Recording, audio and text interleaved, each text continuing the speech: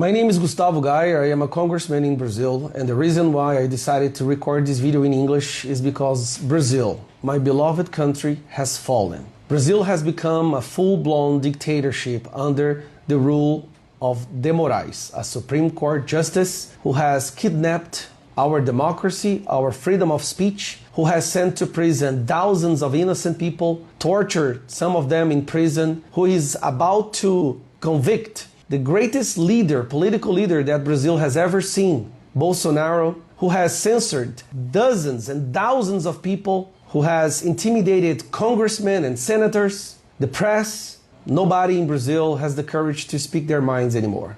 We have become a dictatorship.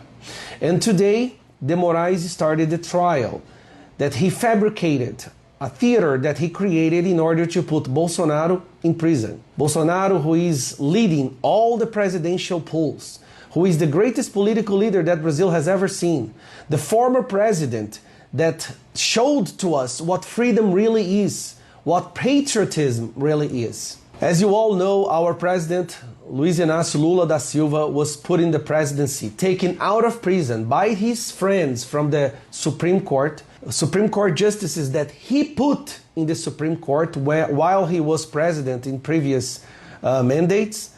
And these people took him out of prison after being convicted for corruption, the greatest corruption scheme the world has ever seen, and put him back in the presidency. And later, they're trying now to arrest Bolsonaro. They have arrested journalists in my country. There are journalists who had to flee Brazil in order to continue doing their jobs. We have comedians being arrested, musicians being arrested, old ladies being arrested because they were in a public building on a Sunday with a Bible under their arms. So the reason why I'm recording this, putting myself at risk one more time, having my house raided by the federal police, the Gestapo of De Moraes one more time, is because in Brazil, there is nothing we can do anymore.